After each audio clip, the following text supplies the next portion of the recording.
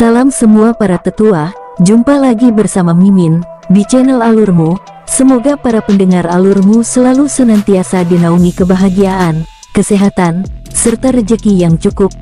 Oke, Mimin langsung lanjut ceritanya. Selamat mendengarkan dan hidupkan imajinasi para tetua. Cerita pun dimulai.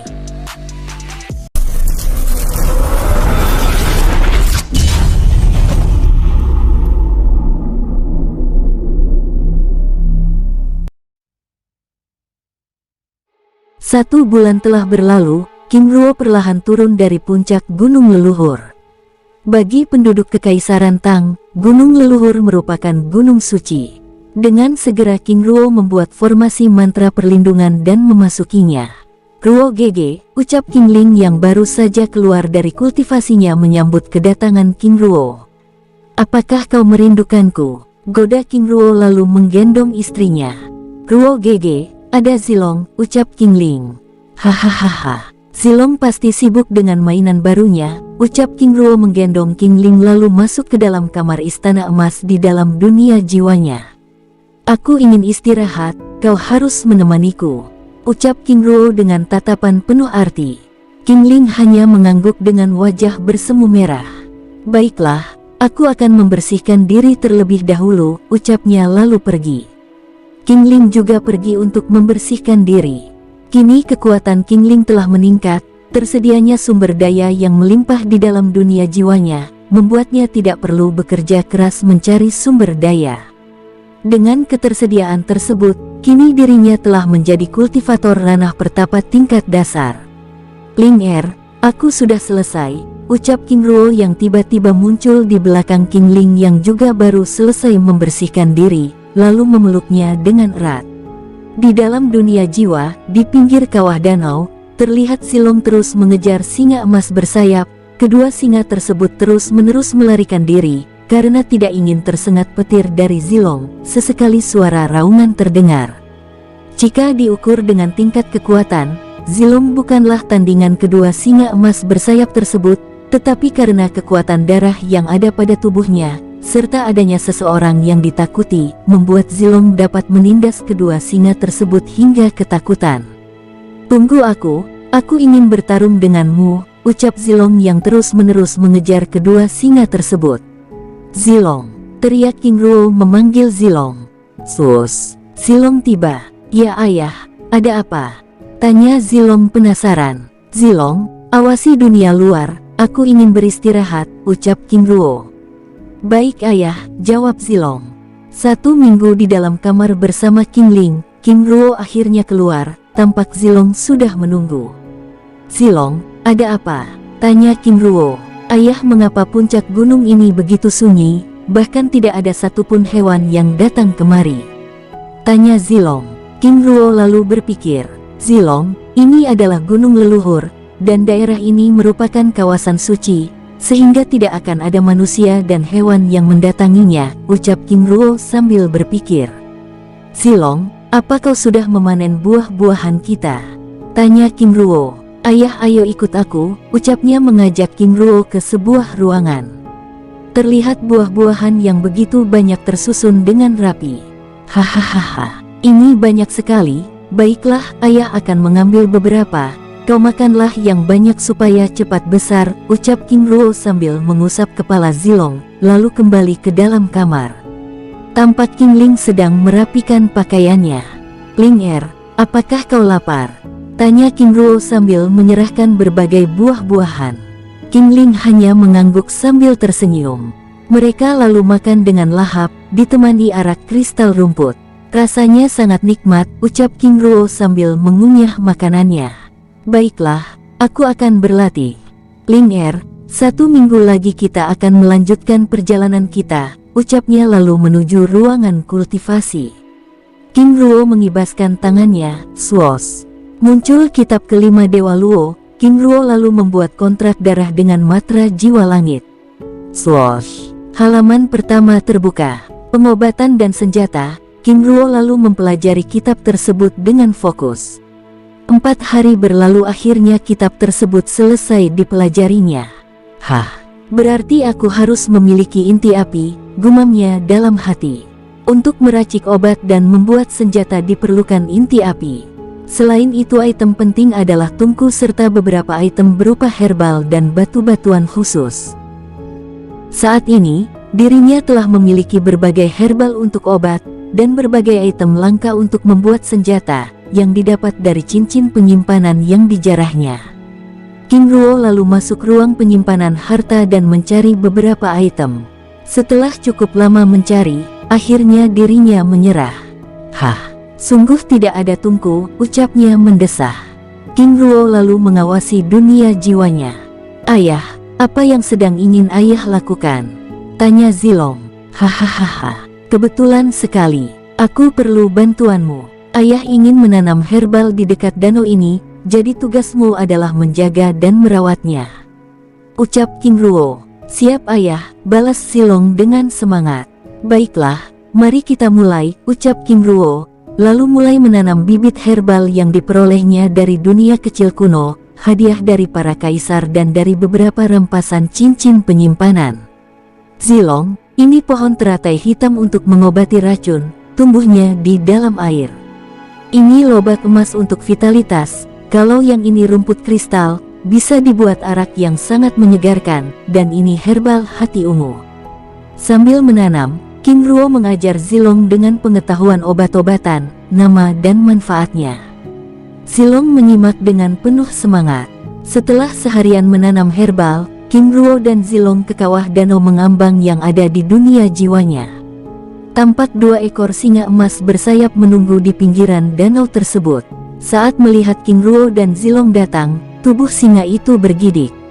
Hahaha, ayah, lihat mereka ketakutan, ucap Zilong sambil menunjuk singa tersebut dengan penuh semangat.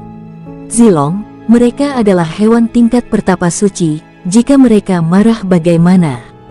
Apakah kamu mampu melawannya? Tanya King Ruo. Tentu saja aku mampu, buktinya mereka takut padaku, ucap Zilong sombong. Hahaha, baiklah kalau begitu aku ingin lihat, ucap King Ruo. Baiklah ayah, balasnya lalu melesat ke arah kedua singa tersebut dan mengeluarkan kekuatan petirnya. Slash! Boom! Ledakan keras terjadi. Muaom! Kedua singa tersebut menyerang balik. Serak! Bunyi tubuh Zilong terkena cakaran singa tersebut. Swos! Tubuh kecilnya terbang. Saat singa tersebut hendak menyerang lagi, King Ruo lalu menjentikan jarinya. Slash! Boom! Tubuh kedua singa tersebut dikirim terbang menghantam tanah hingga membentuk kawah. Ayah, sungguh hebat, ucap Zilong kagum. Hahaha, bagaimana? Tanya King Ruo. Ayah, karena aku kelelahan, jadi aku tidak bisa mengalahkan kedua singa bodoh itu, ucapnya tidak mau mengaku kalah. Zilong, kau harus terus melatih kekuatanmu. Semua yang kau perlukan sudah tersedia, jadi kau harus giat, ucap King Ruo menasehati putra naganya tersebut. Kekuatan darahmu dapat menindas mereka, tetapi tidak dengan tingkat kultivasimu, ucap King Ruo. Baik ayah, jawabnya semangat. Lalu mereka berdua mendekati kedua singa tersebut. Singa emas bersayap segera menunjukkan sikap hormat pada King Ruo. Kalian berdua latih putraku, jika kalian perlu sumber daya, minta padanya, ucap King Ruo. Baik tuan, jawab kedua singa tersebut. Zilong sangat terkejut. Ayah, kenapa mereka berdua bisa bicara, ucapnya terkejut.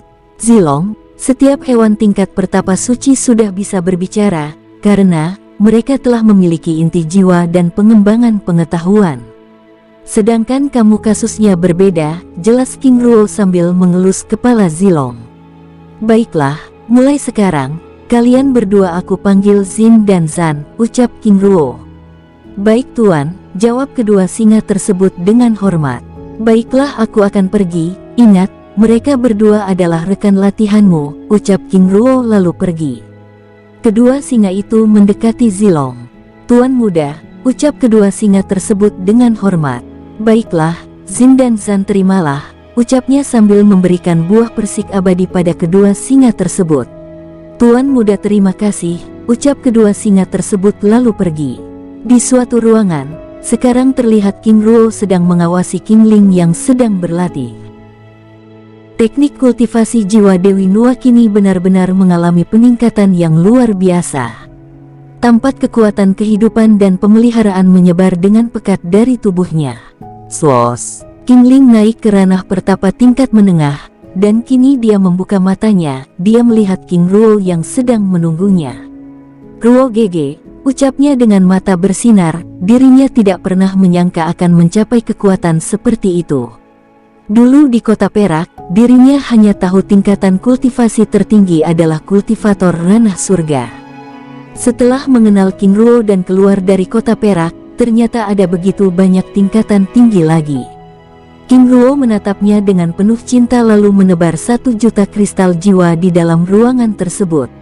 Dengan segera, King Ling menyerapnya untuk memperbaiki pondasi kultivasinya. Sambil menunggu King Ling selesai menyerap kristal jiwa, King Ruo duduk sambil menikmati buah-buahan abadi. Ger, tiba-tiba ada getaran keras mengguncang dasar gunung leluhur. King Ruo langsung keluar dan meninggalkan King Ling yang sedang berkultivasi. King Ruo lalu melepas kekuatan mata emasnya untuk melihat keadaan sekitar. Tampak dari arah timur, ribuan hewan buas tingkat pertapa, beberapa diantaranya hewan pertapa suci tingkat tinggi, bergerak turun ke arah kota. Kemana tujuan para hewan buas ini? Ucap King Ruo dalam hati yang terus mengamati. Swos, dirinya segera melesat mendahului kelompok para hewan tersebut. 10 km dari kaki gunung, terdapat benteng pertahanan. Swos, King Ruo menuju benteng tersebut.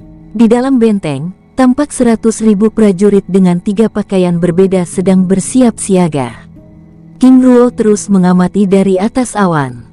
Tidak beberapa lama kemudian, ribuan gerombolan hewan tersebut muncul dan menyerang benteng tersebut. Boom! Pertempuran lalu terjadi. Lesatan panah, suara pedang dan ledakan pukulan terdengar memecah keheningan. Kush, kush, boom, boom, boom. Ledakan bersahut-sahutan terus bergema. Sungguh pemandangan yang brutal, bagaimana pasukan hewan buas tersebut menyerang dengan ganas. Setengah hari kemudian akhirnya perang itu berakhir. Pasukan manusia mengalami kerugian yang cukup banyak, terutama para prajurit tingkat raja, ataupun kultivator kaisar yang dengan mudah terbunuh. Mayat-mayat bergelimpangan, baik itu mayat hewan ataupun mayat para prajurit. Dengan segera prajurit yang selamat langsung mengurus prajurit yang mati dan terluka. Siapkan formasi, teriak seorang jenderal dengan penuh kepanikan. Swos, King Ruo muncul di hadapan jenderal tersebut. Siapa Anda? Ucapnya sambil menyelidik. Saya hanya seorang pengembara yang kebetulan lewat daerah ini, Tuan. Bolehkah saya membantu? Ucap King Ruo tenang. Tuan muda, Anda jangan main-main, ini adalah wilayah yang sangat berbahaya. Sudah hampir 1 tahun ini kami terus-menerus diserang oleh hewan buas ini, bahkan kami dari 3 kerajaan, yaitu Kerajaan Huang, Siang dan Jiang saat ini sedang berperang melawan serangan hewan buas ini, ucap jenderal tersebut menjelaskan. Sang jenderal lalu menjelaskan semua peristiwa terkait dengan serangan tersebut dengan sangat rinci. Tiba-tiba benteng bergetar. Aura yang lebih kuat datang ke arah mereka dengan berbagai suara raungan binatang buas yang lebih keras. Tuan cepat pergi, kali ini mungkin serangannya lebih kuat dari sebelumnya, ucap jenderal tersebut memperingatkan King Ruo. Jenderal, aku akan coba membantu, balas King Ruo lalu membuat segel tangan. Rantai langit, teriak King Ruo. Wush! Mantra formasi rantai dengan kekuatan petir seperti jaring raksasa muncul dari langit. Swos, swos. Perisai rantai tersebut menyebar ke seluruh benteng pertahanan dan menutupinya. Tidak beberapa lama, puluhan ribu hewan buas tingkat pertapa biasa hingga pertapa suci langsung menyerang. Boom, boom, boom. Ledakan keras terjadi saat tubuh hewan tersebut menabrak formasi rantai itu, lalu mengubahnya menjadi kabut darah. Melihat itu, hewan-hewan tingkat pertapa suci lalu menyerang perisai dari jarak jauh dan sebagian lagi menyerang secara langsung. Prajurit, cepat lepaskan tombak panah, teriak sang jenderal memberi perintah. Pasukan pertahanan dengan segera melepaskan tombak-tombak besar menyerang ke arah binatang buas tersebut.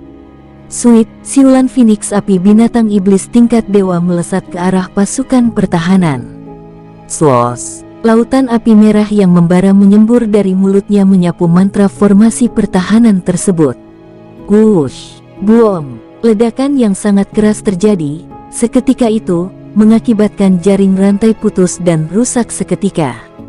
Semua prajurit mulai panik. Slas. Slas. Sekali lagi King Ruo menyebarkan mantra formasi pertahanan dengan jaring rantai yang berlapis-lapis, tetapi dengan mudah dihancurkan oleh Phoenix api tersebut.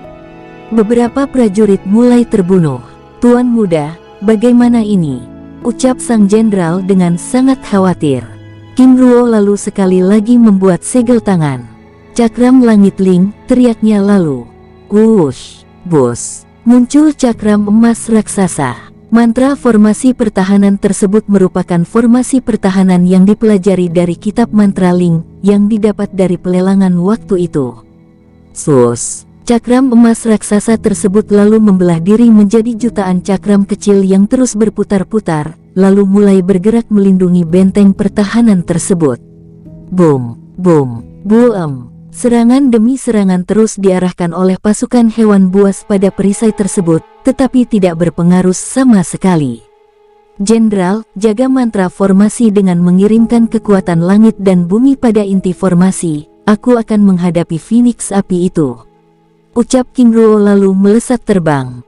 "Baik tuan," jawab jenderal lalu membawa para komandannya untuk menjaga formasi mantra pertahanan tersebut. Di atas langit di luar mantra formasi perlindungan, ledakan keras terjadi saat pukulan King Ruo terus beradu dengan serangan Phoenix api tersebut. Setelah bertukar puluhan pukulan, sus, api berwarna merah berubah menjadi api biru yang lebih panas melesat ke arah King Ruo. "Tapak penghapus langit," teriak King Ruo. Sus, tapak putih keemasan menampar lautan api biru tersebut. Wush, boom. King Ruo terlempar dan menghantam dinding benteng pertahanan, sedangkan Phoenix api tersebut terdorong beberapa meter. Suit, siulannya memekakan telinga. Phoenix api itu semakin marah. "Tuan muda," teriak jenderal tersebut panik saat melihat King Ruo terlempar. "Ah!" teriak King Ruo lalu melesat ke arah Phoenix api sambil melepaskan pukulan. "Tapak penghapus langit," teriak King Ruo sekali lagi. Sus. Tapak putih keemasan dilepaskan secara beruntun. Wush, wush, boom, boom, boom. Ledakan keras terjadi saat pukulan King Ruo beradu dengan semburan api biru Phoenix tersebut. Wush, boom. Pukulan tapak susulan lainnya menghantam tubuh Phoenix api tersebut. Sus, boom. Tubuh King Ruo sekali lagi terlempar hingga menghantam tanah dengan sangat keras. "Tuan muda," teriak jenderal tersebut semakin panik. Mereka yang terus menjaga mantra formasi pertahanan dapat melihat pertempuran tersebut dengan sangat jelas. Mereka memandang dengan panik dan takjub. "Suit," teriak Phoenix semakin marah. "Baiklah, sudah cukup main-mainnya," ucap King Ruo. Slos. Pedang langit biru muncul dengan kekuatan petir yang bergerak. Wung. Pedang tersebut bergetar dengan kuat. Wush. King Ruo melesat ke arah Phoenix tersebut lalu mengayunkan pedang dengan cepat. Slas, slas, boom. Ledakan keras terjadi. Sayatan petir angin dari pedang merobek dada dan melukai sayapnya sehingga membuat Phoenix api tersebut melarikan diri. "Hahaha, ingin lari dariku? Tidak semudah itu," ucap King Ruo langsung segera mengejar Phoenix api tersebut. Sos, sos. Rantai jiwa melesat dan melilit burung Phoenix tersebut. "Suit," teriaknya marah lalu mencoba membakar rantai tersebut. CKR, satu persatu rantai mulai putus. Saat Phoenix tersebut sibuk menghancurkan rantai itu, slas, sayatan pedang langit biru membelah tubuhnya. Boom, tubuh Phoenix api itu jatuh ke tanah. Tanpa menunda King Ruo segera melesat ke tubuh itu lalu mengambil kristal inti apinya. "Hahaha, akhirnya aku memiliki inti api pertama," ucapnya senang. Slos. King Ruo kembali ke menara benteng pertahanan untuk memulihkan diri. Dengan segera dirinya menyebarkan 5 juta kristal jiwa dan mulai menyerapnya. Jenderal dan para komandan pasukan yang melihat hal itu sangat terkejut. Siapa sebenarnya pemuda itu? Sungguh pemuda yang sangat luar biasa, mampu menewaskan hewan buas tingkat pertapa dengan mudah. Ucap dalam hati jenderal tersebut. Tiba-tiba aura kekuatan tingkat dewa dengan keras menyapu wilayah tersebut. Prajurit segera bersiap. Dari jarak 3 km, terlihat dua banteng kembar tingkat dewa bergerak dengan sangat cepat. King Ruo dengan segera menyelesaikan pemulihan diri dengan menyerap kristal jiwa secara paksa. Swos, swos. Kristal jiwa tersebut berubah menjadi abu. Tuan muda, kali ini adalah serangan puncak, teriak jenderal tersebut dengan sangat panik. Di pihak jenderal, mereka hanya ada beberapa tingkat pertapa dan 3 pertapa suci, sedangkan dari pihak lawan, ada 2 hewan tingkat dewa. Aku ingin kalian terus menjaga mantra formasi perlindungan untuk menahan hewan buas lainnya. Aku akan berusaha menahan kedua banteng tersebut, teriak King Ruo lalu melesat ke arah kedua banteng tersebut. Pukulan tapak putih keemasan dilepaskan secara beruntun. Boom, boom. Tapak tersebut menghantam tubuh banteng tersebut. Kedua banteng tersebut hanya mundur beberapa langkah, sedangkan King Ruo terkena serangan balik terlempar ratusan meter. Sungguh banteng yang sangat kuat, ucapnya. Matanya bersinar lalu melepaskan rantai jiwa. Selas, selah. Rantai jiwa melilit kedua banteng tersebut. Tidak beberapa lama, rantai jiwa tersebut dapat dihancurkan dengan mudah. Jika demikian, rasakan ini, ucapnya lalu melempar mantra formasi Cakramling. Swos, kubah formasi mengurung kedua banteng tersebut, sambil membuat segel tangan. Swos, swos. Tapak penghapus langit, teriak King Ruo. 2 tapak biru keemasan terbentuk dengan kekuatan petir seperti jaring tornado melilit tapak tersebut. Tidak hanya itu, King Ruo lalu menyuntikkan kekuatan penuhnya pada serangan tersebut. Tamparan langit, teriak King Ruo. Wush, wush. Buom, buom. Kedua benteng tersebut terlempar puluhan meter dengan tubuh terluka parah. Dengan menggunakan sisa kekuatannya, King Ruo melepas rantai jiwa lalu melilit kedua banteng tersebut. Karena terluka parah, banteng tersebut hanya bisa menerima lilitan rantai jiwa tanpa dapat melawan, lalu dengan perlahan kekuatan kedua banteng tersebut berkurang. Masuklah, teriaknya lalu melempar kedua banteng tersebut ke dalam dunia jiwanya. Swos, King Ruo kembali ke menara benteng. Jenderal, ucapnya sempoyongan lalu terjatuh. Cepat tolong tuan muda, ucap jenderal panik. Dengan segera para komandan membawa tubuh King Ruo yang tidak sadarkan diri ke dalam balai pengobatan. Tak berselang lama, jenderal tersebut datang. Tabib, tolong lakukan yang terbaik, ucapnya panik. Di luar, pasukan hewan buas secara perlahan dapat dikalahkan. Satu persatu hewan buas jatuh karena perisai formasi yang terus-menerus menghisap dan menghancurkan tubuh mereka. Di dalam dunia jiwa King Ruo, Ruo GG, teriak King Ling ketakutan sambil membawa tubuhnya ke dalam kamar istana emas. Zilong, bawakan kristal jiwa. Ibu akan menolong ayahmu, ucapnya panik. Zilong lalu pergi dan datang dengan sekejap membawa jutaan kristal jiwa dan menempatkannya di sekitar ruangan tersebut. Teknik kultivasi jiwa Dewi Nuwa mulai beredar.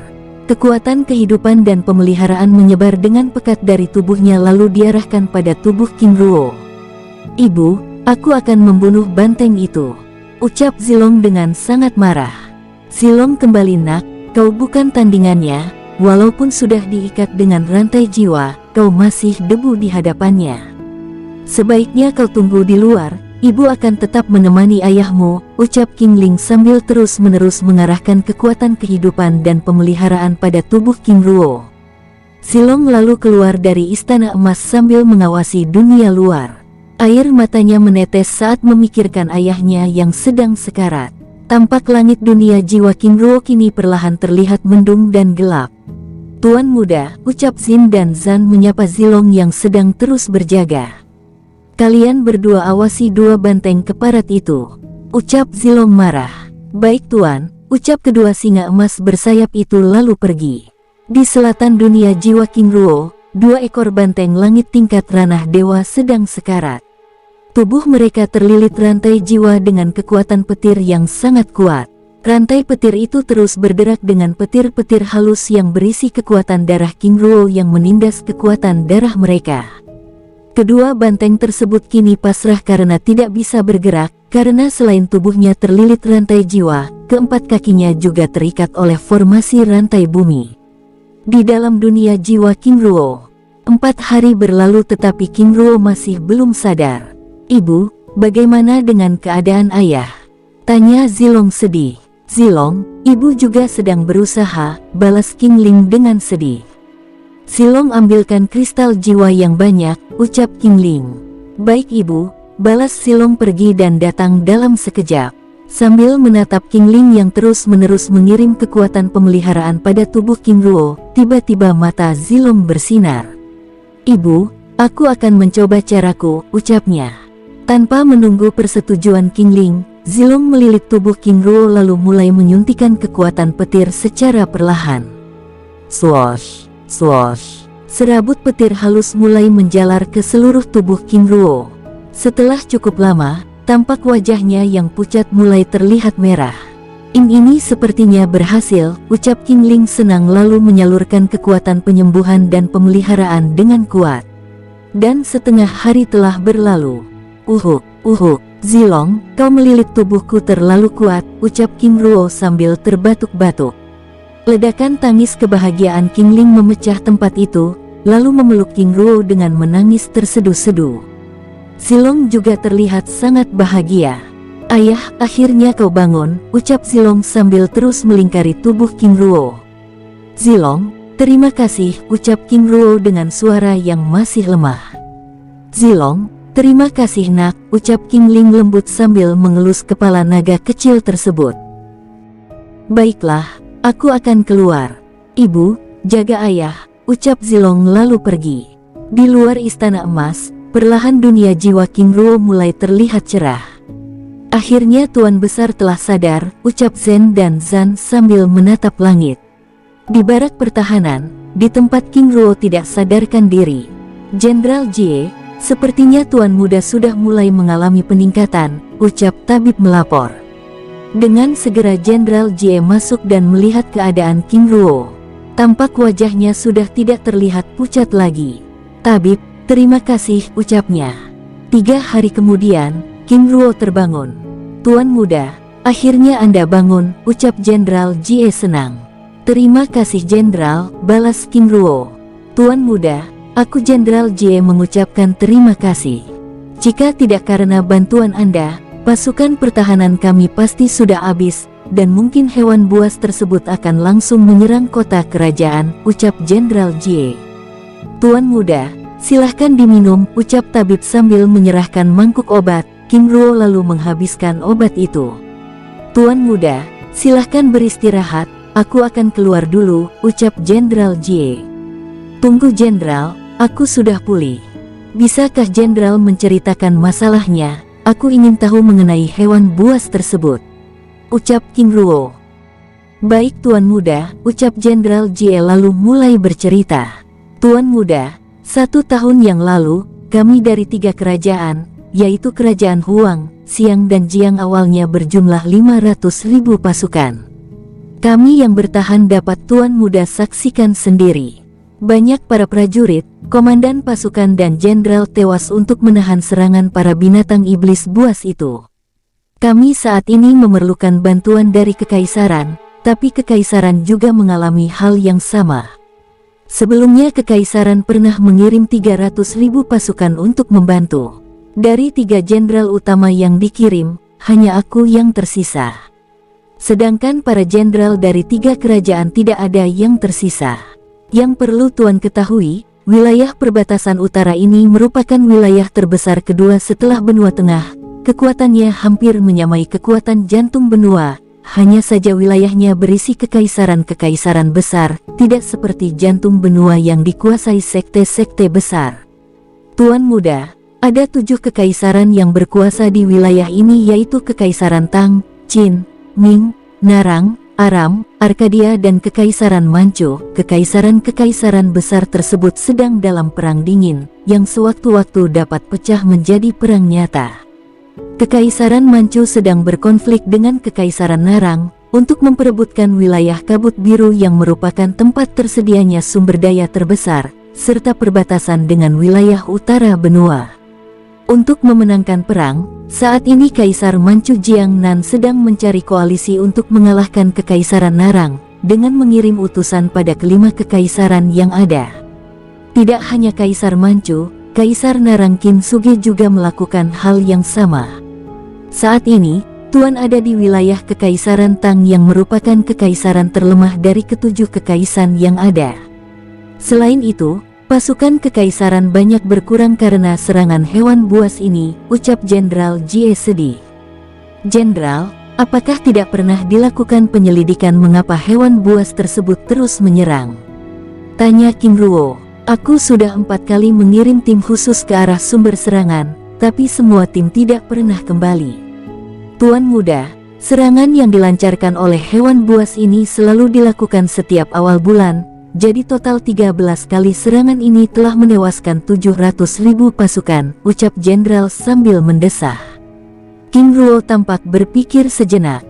Baiklah, Jenderal Jie, berikan aku waktu 3 hari lagi untuk beristirahat memulihkan kekuatanku. Saat aku keluar, aku akan membutuhkan bantuan Jenderal untuk membangun mantra formasi raksasa, ucap King Ruo. Jika demikian, silahkan istirahat Tuan muda, aku undur diri dulu, balas Jenderal Jie lalu pergi. King Ruo kembali ke dunia jiwanya, lalu dia memasuki aula kultivasinya. Slos, jutaan kristal jiwa tersebar. King Ruo lalu secara perlahan mulai menyerap kekuatan kristal jiwa tersebut untuk memulihkan kekuatannya. Di tempat lain, King Ling juga sedang memulihkan kekuatannya yang terkuras. Tampak Zilong dengan sabar terus-menerus menaburkan kristal jiwa dengan perlahan. 3 hari kemudian, King Ruo lalu memanggil Jenderal Jie dan para komandan lainnya. Jenderal Jie, aku akan pergi menyelidiki sumber serangan. Tapi aku perlu jenderal dan komandan pasukan untuk menjaga formasi mantra yang aku buat. King Ruo lalu membuat segel tangan. Slas, slas. Muncul 7 pilar raksasa dengan jutaan rune kuno dengan aura yang menindas. Pilar-pilar raksasa tersebut lalu membentuk tombak yang terus berputar yang siap menghancurkan apa saja. Slas. Muncul 1 pilar utama sebagai kunci dan pemicu tombak raksasa tersebut. Jenderal Jie, formasi ini disebut 7 tombak langit. Jaga dan lindungi pilar utama dengan kekuatan langit dan bumi. Semakin banyak kekuatan yang diberikan, maka semakin kuat tombak raksasa tersebut, dan aku akan segera pergi, ucap King Ruo. Terima kasih Tuan Muda. Bolehkan aku tahu nama Tuan Muda ini, ucap Jenderal Jie dengan hormat. Maaf sebelumnya, karena aku tidak memperkenalkan diri. Aku King Ruo, ucapnya sambil tersenyum lalu menghilang. Jenderal Jie dan para komandan lainnya terkejut. Ini, sang pembantai dari jantung benua, ucap salah satu komandan. Mereka takjub bahwa sang pembantai yang terdengar menakutkan itu, ternyata seorang pemuda tampan tanpa pamrih. Tuan King Ruo terima kasih, ucap Jenderal Jie dengan bangga dan hormat. King Ruo muncul di puncak gunung leluhur lalu kembali ke dunia jiwa. Ayah, ucap Zilong senang. Zilong ada apa? Tanya King Ruo. Ayah, aku sudah tidak sabar ingin menghajar banteng-banteng itu, ucap Zilong yang terlihat gusar. Baiklah, ayo kita lihat, ucap King Ruo lalu bergegas pergi. 2 banteng dengan mata merah menatap kedatangan King Ruo. Dengan seketika kemarahan mereka meledak. Mereka masih tidak terima atas kekalahan tersebut.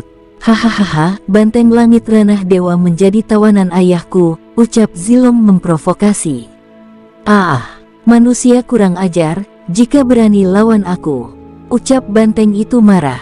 Hahaha, sungguh sombong. Zilong, hajar mereka, ucap King Ruo. Slas, slas. Kekuatan petir dari tubuh Zilong menggelegar. Boom, boom. Ledakan demi ledakan terus bersahut-sahutan menyerang tubuh kedua banteng tersebut. King Ruo duduk sambil memakan buah-buahan abadi terus memperhatikan Zilong yang menyerang kedua banteng tersebut. 2 jam berlalu, tampak kedua banteng tersebut mulai kelelahan. Zilong, apakah dirimu sudah puas? Tanya King Ruo. Belum ayah, jawabnya. Baiklah, terus hajar sampai puas, ucapnya. King Ling tiba di sisinya. Ruo GG, apa yang kau lakukan? Ucapnya pada King Ruo yang terus menyemangati Zilong. Ling coba lihat serangan yang Zilong arahkan. Semakin sering dirinya menggunakan kekuatan petir tersebut maka semakin kuat ledakannya. Aku hanya ingin melatihnya, ucap King Ruo menjelaskan. Zilong, aku akan pergi, lanjutkan latihanmu, ucap King Ruo sambil menggendong King Ling pergi ke Istana Emas. Ruo GG, kamu nakal sekali, ucap King Ling menggoda. Hahaha, Ling sudah beberapa hari aku tidak berduaan denganmu, ucapnya sambil masuk ke dalam kamar dan merebahkan tubuh King Ling dengan perlahan.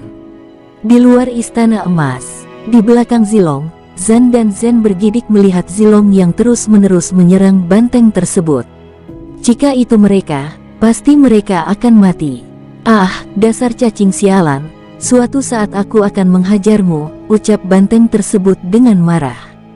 Hahaha, rasakan petir-petirku, ucap Zilong tanpa letih. Dengan kekuatan ranah kaisar, tentu serangannya bukanlah apa-apa bagi kedua banteng tersebut, hanya saja serangan itu dilancarkan secara terus-menerus. Selain itu, kedua banteng tersebut sebelumnya dalam keadaan terluka parah. 2 jam kemudian, akhirnya Zilong menghentikan serangannya. Nafasnya terengah-engah. Zen, mereka hampir membunuh ayahku, sekarang giliran kalian, ucapnya memberi perintah. Baik Tuan Muda, ucap Zan dan Zen bersamaan lalu menyerang banteng tersebut. Raungan banteng kini mulai terdengar saat serangan Zen dan Zan mengenai tubuhnya. Di Istana Emas dalam dunia jiwa King Ruo. Ruo GG, sepertinya ada yang salah, ucap King Ling yang masih merebahkan kepalanya di dada King Ruo. Biar saja, serangan Zen dan Zan pada banteng tersebut tidak akan membunuhnya, ucap King Ruo sambil mengusap kepala King Ling dengan lembut. Baiklah, aku akan pergi, Ling beristirahatlah, ucapnya sambil tersenyum. Swos, King Ruo muncul, dengan seketika Zen dan Zan menghentikan serangannya. Tuan, ucapnya menyapa King Ruo. Baiklah, kalian boleh pergi, ucap King Ruo lalu memberikan Zen dan Zan masing-masing 10 buah persik abadi. Terima kasih Tuan, ucapnya lalu pergi. Ayah, mereka mengejekku, ucap Zilong melapor. Mata kedua banteng itu berkilat. Dasar cacing kecil, suatu saat aku akan membunuhmu, umpatnya dalam hati. Ayah, mereka mengejekku dengan sebutan cacing kecil, ucap Zilong mengadu. Mendengar laporan Zilong, mata King Ruo menatap tajam pada kedua banteng tersebut. Kedua tubuh banteng itu bergidik. Sungguh memalukan hewan tingkat dewa takut pada kultivator tingkat pertapa suci. King Ruo lalu menjentikan tangannya. Slas, boom. Serangan petir berwarna biru kehitaman menghajar tubuh banteng tersebut. Ah, teriak banteng-banteng tersebut kesakitan. Tubuh mereka terluka parah, darah segar kini mulai mengalir dari mulutnya. Sekali lagi King Ruo menjentikan jarinya. Slas, boom. Kali ini serangan petir hitam menghajar kedua banteng tersebut hingga membuat mereka tidak mampu berdiri. Ah, teriaknya dengan tubuh yang terasa remuk. Jika mereka bukan hewan tingkat dewa, tentu tubuh mereka akan hancur menjadi kabut darah. Siapa pemuda ini? Mengapa begitu kuat? Umpatnya dalam hati. Tuan, kami menyerah, ucap kedua banteng tersebut bersamaan saat King Ruo hendak menjentikan tangannya. Apakah kalian tidak tahu, siapapun yang menghina istri atau putraku, aku akan membunuhnya. Jika itu kota, aku akan membalikannya. Jika itu lautan, maka aku akan mengeringkannya. Jika itu gunung, aku akan meratakannya, ucap King Ruo dengan keras. Zilong, tunjuk mana yang menghinamu, ucap King Ruo keras. Itu ayah, yang sebelah kanan, ucap Zilong. Banteng langit itu bergidik saat Zilong menunjuk padanya. Slas, boom. Petir hitam menghantam tubuh banteng tersebut hingga membuat tubuhnya terkoyak. Ah, teriaknya kesakitan. Zilong, apa yang dapat kamu lihat dari serangan ayah? Tanya King Ruo. Ayah, aku paham. Ternyata kekuatan petir ada 3, petir putih sebagai dasar, petir merah tingkat menengah, dan biru adalah tingkat tinggi. Jika demikian petir hitam itu apa ayah? Tanya Zilong. Zilong, latih dirimu sekuatnya. Sebenarnya ada 7 tingkatan serangan petir. Pertama putih, merah, biru, hitam, hitam kebiruan, hitam keemasan dan tanpa warna. Jadi berlatihlah dengan giat, ucap King Ruo. Baik ayah, jawab Zilong dengan penuh semangat. Baiklah sekarang kamu boleh beristirahat. Baik ayah, ucapnya lalu pergi.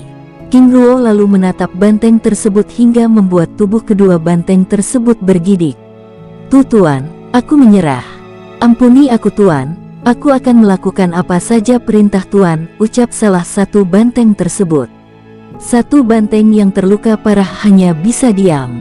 Nasibnya benar-benar di ujung tanduk. Kamu, jika mampu bertahan dan memulihkan diri, aku tidak akan membunuhmu. Jika kamu mati itu adalah salahmu sendiri, ucap King Ruo menunjuk banteng yang terluka parah tersebut. Aku punya pertanyaan untuk kalian berdua. Siapa kalian sebenarnya dan mengapa terus-menerus menyerang? Tanya King Ruo tajam. Kedua banteng tersebut saling bertatapan. Tuan, kami datang dari dunia hewan. Sebagai prajurit, kami mendapat perintah untuk menyerang. Dalam pasukan, walaupun kami bertindak sebagai komandan, aku dan saudara kembarku tidak tahu apa maksud dan tujuan penyerangan itu, ucap banteng tersebut dengan jujur. Tuan, di atas kami ada jenderal yang memberi komando dan sang jenderal yang lebih tahu tujuan dari penyerangan tersebut. Jika Tuan mau, saya dapat membawa Tuan untuk dapat menemuinya, ucap banteng tersebut. Seberapa kuat jenderal itu dan dari hewan apa dia, tanya King Ruo. Binatang iblis ranah tingkat dewa bumi dasar, dari golongan gagak emas, ucap banteng tersebut. King Ruo nampak berpikir beberapa saat. Baiklah, aku akan menemuinya, lalu siapa nama kalian? Tanya King Ruo dengan tatapan tajam. Saya Heian dan ini saudara kembarku Hein, jawab banteng tersebut dengan jujur. Baiklah, kalian pulihkan diri dulu, ucapnya lalu melepas ikatan formasi rantai bumi yang mengikat kaki banteng tersebut. Putraku akan membantu kalian memulihkan diri. Tuan, apakah Anda tidak takut kami akan melawanmu? Ucap Heian. Jika kalian ingin melawanku, maka aku akan membunuh kalian. Sudahlah, aku tahu kalian tidak akan berkhianat. Ini terimalah, ucap King Ruo sambil menyerahkan masing-masing 2 buah persik abadi lalu pergi. Tidak beberapa lama, Zilong datang dengan memberikan kepada mereka berdua masing-masing 1 juta kristal jiwa. Ingat, jika macam-macam, aku akan melapor pada ayah, ucap Zilong sambil mendengus. Terima kasih Tuan Muda, ucap Heian dan Hein dengan hormat. Kedua banteng itu sadar, di dunia jiwa, King Ruo adalah dewa, dan mereka adalah semut, sehingga mereka harus patuh dan hormat. Selain itu, kebaikan King Ruo mulai mengubah pandangan mereka. King Ruo keluar dari dunia jiwa lalu terbang ke arah selatan. 3 jam kemudian dirinya menemukan jejak para hewan berkumpul. Dengan segera mata emasnya dilepaskan. 500 meter arah utara, tampak seperti celah dimensi terdistorsi. Mungkin ini celah dimensi tersebut, batinnya. King Ruo lalu mengubah tampilan menjadi Heian dan masuk melalui celah tersebut. Slas, ribuan cahaya yang dapat membutakan mata mengisi tempat tersebut. Slos. King Ruo terhisap. Ini mantra teleportasi, ucapnya sambil menahan serangan badai ruang dan waktu. Di dalam dunia jiwa King Ruo. Ibu, lihat ini sangat indah, ucap Zilong pada King Ling yang juga melihat ribuan cahaya yang bergerak dengan cepat. Slos. King Ruo muncul di dunia lain. Apakah ini dunia para binatang buas? Aura kuno yang kuat menyapu kulitnya. Sungguh tempat yang kaya akan kekuatan langit dan bumi, wajar saja hewan-hewan tersebut sangat kuat, ucapnya. Dengan segera King Ruo mulai mengintegrasi jiwanya dengan jiwa Heian sehingga dirinya dengan mudah mengetahui wilayah tersebut.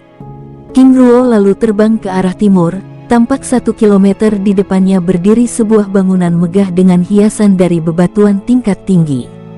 Komandan Heian, Anda kembali, ucap seseorang menyambut kedatangan King Ruo. Komandan Qihong, aku ingin menemui Jenderal Wang, apakah beliau ada di dalam? Tanya King Ruo dengan hormat. Komandan Heian, Jenderal sedang beristirahat, jika ingin menemuinya, datanglah 1 hari kemudian, ucap Qi Hong menjelaskan. Jika demikian, Komandan Qi Hong, aku undur diri dulu, ucap King Ruo lalu pergi. Di dalam istana, Jenderal Wang sedang duduk ditemani oleh Jenderal Myong. Jenderal Myong, sepertinya kali ini adalah kekalahan besar kita. Dari 50.000 pasukan yang kita kirim, tidak ada yang kembali, ucap Jenderal Wang mendesah. Jika demikian, apakah kita akan menghubungi penguasa? Aku juga merasa kita sudah berkorban terlalu banyak, tapi kita masih belum bisa menguasai tempat itu, ucap Jenderal Myong. Qi Hong masuk, panggil Jenderal Wang pada komandan kepercayaannya. Ya Jenderal. Qi Hong segera panggil 3 jenderal barat untuk segera datang, ucap Jenderal Wang memberi perintah. Baik Jenderal, ucap Qi Hong. Qi Hong, siapa yang datang sebelumnya? Tanya Jenderal Wang. Komandan Heian Jenderal, tapi karena Jenderal memerintahkan untuk tidak diganggu, maka hamba minta Komandan Heian kembali besok, ucap Qi Hong. Jika demikian, Qi Hong, segera panggil Komandan Heian untuk datang, ucap Jenderal Wang. Baik Jenderal, balas Qi Hong lalu pergi. King Ruo terus melesat ke arah barak pasukan. Tampak ada 1 juta pasukan hewan buas, mulai dari ranah kaisar sampai tingkat spiritual, bahkan ribuan diantaranya adalah tingkat dewa. Sungguh pasukan yang sangat banyak. Jika semua pasukan ini dikirim ke Kaisaran Tang, maka dapat dipastikan akan menjadi bencana besar, gumamnya dalam hati. Komandan, Anda kembali, ucap para prajurit menyapa. King Ruo hanya menganggukkan kepalanya sambil berlalu masuk ke dalam baraknya. Di dalam barak, King Ruo lalu masuk ke dalam dunia jiwa dan tiba di taman villa bambu. Ayah, sekarang kita ada di mana? Aku melihat pasukan yang sangat banyak, ucap Zilong. Zilong, saat ini kita ada di dunia hewan. Apakah kita di dunia kecil? Tanya Zilong menimpal. Zilong, dunia hewan adalah sebutan lain untuk klan hewan. Dunia hewan ini berada di wilayah selatan jantung benua teratai biru, dan merupakan daerah terlarang. Bahkan Sekte Gunung Emas sangat menghormati pemimpin wilayah ini, ucap King Ruo menjelaskan. King Ling sangat senang melihat Zilong yang memiliki rasa ingin tahu yang tinggi. Tingkahnya yang lucu dan menggemaskan selalu menjadi penghibur. Walaupun Zilong bukanlah putra kandungnya, tetapi King Ruo dan King Ling sangat menyayanginya, karena bagaimanapun, di dalam tubuh Zilong mengalir darah King Ruo. Demikian sebaliknya, Zilong juga sangat menyayangi kedua orang tuanya tersebut. Ayah, bagaimana mungkin, sebelumnya kita berada di wilayah perbatasan utara, ucap Zilong. Zilong, sebelumnya apakah kamu melihat jutaan cahaya? Iya ayah, cahaya yang begitu indah, ucap Zilong senang. Zilong, sebelumnya kita diteleportasi, ucap King Ruo. Ayah, apa itu teleportasi? Tanya Zilong semakin penasaran. Haha, ayah baru tahu sekarang kalau kamu malas membaca, ucap King Ruo sambil mengusap-usap kepalanya. Ayah, aku tidak malas, hanya saja aku terlalu sibuk, ucapnya. Haha, baiklah ayah mengerti. Zilong, ayah akan memberimu tugas. Tugas apa ayah? Aku siap, ucapnya. Baiklah, tugasmu adalah membaca semua kitab pengetahuan yang ada di dalam ruangan aula kitab suci. Dulu ayah juga mendapat tugas yang sama dari kakekmu Luo Feng. Baca mulai dari kitab yang berada di rak paling bawah. Nanti Ibu Ling akan memandumu, apakah kau bersedia? Siap ayah, aku bersedia, jawab Zilong semangat.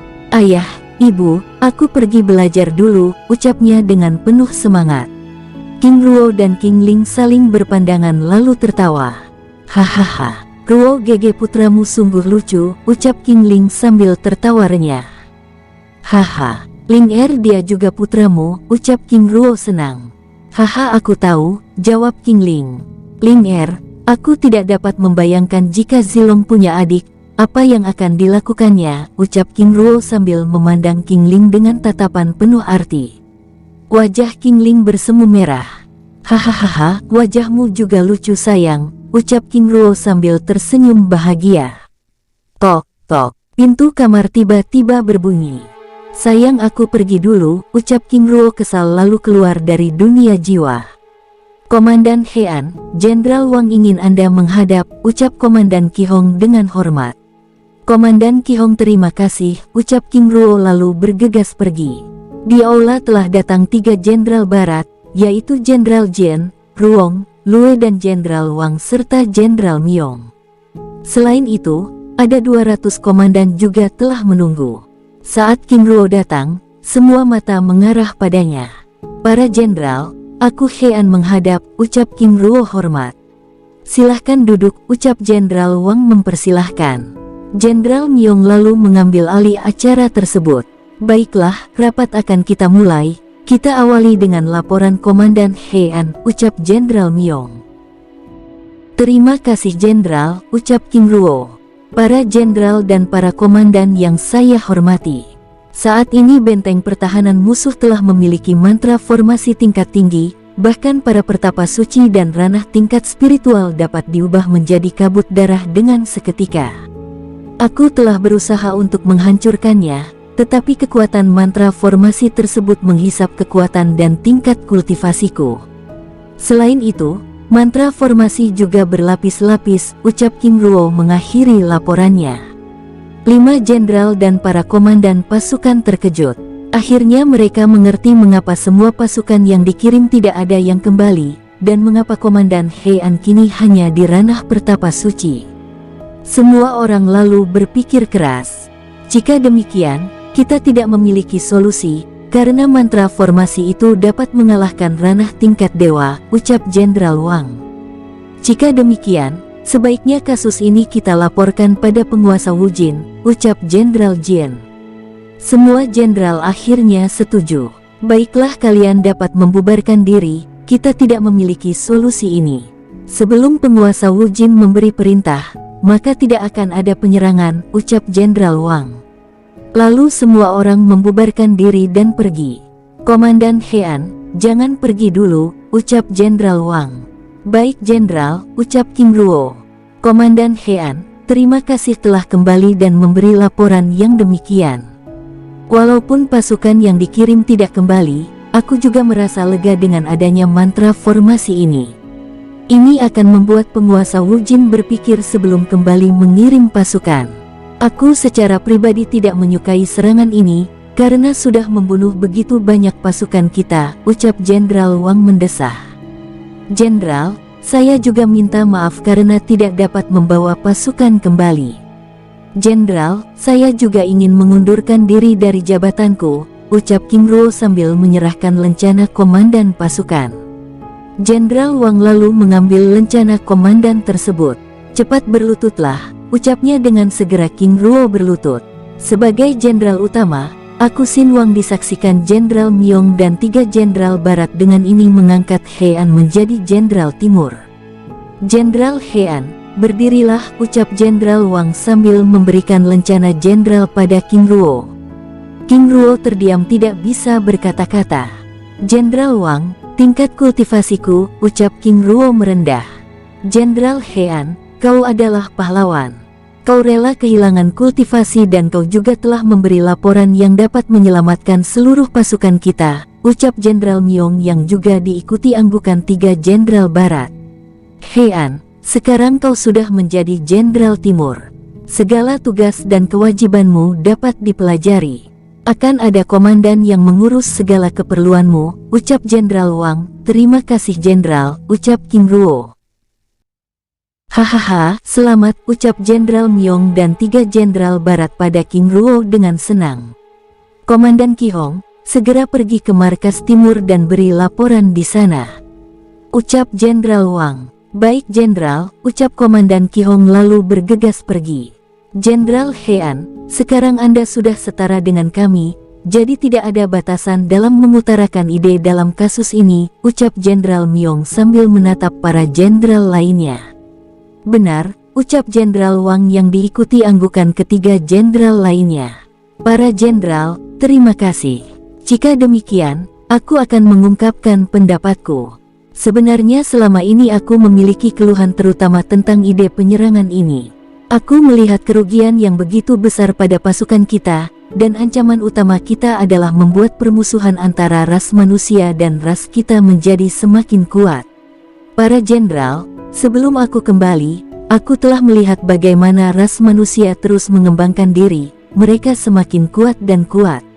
Para jenderal, bolehkah aku tahu alasan kenapa penguasa Wujin ingin menyerang dan menghancurkan kerajaan-kerajaan yang ada di wilayah Gunung Leluhur? Ucap King Ruo bertanya. Para jenderal terdiam. Mereka mencoba meresapi kata-kata yang dilontarkan oleh King Ruo. Benar, kini kita benar-benar memprovokasi ras manusia. Jika semua ras manusia berkoalisi, maka kekuatan utama kita tidak akan mampu menahan serangan mereka, ucap Jenderal Lue. Jenderal Hean, jika demikian, apa solusi yang dapat Anda berikan? Tanya Jenderal Jian. Para jenderal, maaf, aku tidak tahu tujuan dari penyerangan ini, sehingga aku tidak dapat memberikan solusi yang pasti. Hanya saja untuk saat ini menurutku, kita sebaiknya menahan diri dan terus menambah kekuatan kita dengan terus berlatih. Jenderal Hean, selama ini penguasa Wujin memiliki pemikiran besar yaitu untuk menguasai Gunung Leluhur, sebab di dasar gunung tersebut terdapat sumber daya utama untuk ras kita, ucap Jenderal Wang menjelaskan. King Ruo terdiam. Oh, jadi itu masalahnya? Sumber daya apa yang dimaksud, gumam King Ruo dalam hati. Jika demikian aku memiliki solusi, ucap King Ruo. Apa itu? Tanya Jenderal Wang penasaran. Para jenderal, selama ini Gunung Leluhur bagi rakyat Kekaisaran Tang merupakan gunung suci yang tidak terjamah sama sekali, sehingga gunung ini merupakan gunung yang aman untuk ditempati. Selain itu, selama ini 3 kerajaan yang berada di wilayah Gunung Leluhur juga tidak pernah bergerak menyerang, justru mereka selama ini bertahan. Para jenderal, kita dapat menempatkan pasukan di sana. Tidak perlu mengirim seluruh pasukan dalam jumlah besar, tempatkan saja sebagian pekerja dan beberapa ranah tingkat dewa untuk penjagaan, tempatkan setiap satu regu prajurit dalam jarak 10 km. Selain itu, untuk memudahkan pergerakan kita, tempatkan gerbang teleportasi di bawah kaki gunung, ucap King Ruo mengutarakan pendapatnya. Mata Jenderal Wang dan yang lainnya bersinar. Ini sungguh luar biasa, kita tidak perlu mengusir 3 kerajaan yang ada, sehingga kita tidak perlu mengorbankan pasukan dalam jumlah besar, kita cukup menjaga jarak atau membuat benteng pertahanan di sana, ucap Jenderal Myong dengan semangat. Itu benar, ucap Jenderal Jian. Baiklah, jika demikian, aku akan segera menemui penguasa Wujin. Jenderal Hean, terima kasih atas semua idemu, ucap Jenderal Wang dengan hormat. Mereka semua lalu membubarkan diri. King Ruo lalu pergi ke markas timur. Saat King Ruo tiba di barak, para komandan telah menunggu. Hormat kepada Jenderal Hean, ucap para komandan dengan hormat. Para komandan terima kasih, ucap King Ruo sambil menangkupkan tangannya dengan hormat lalu memasuki istana markas timur.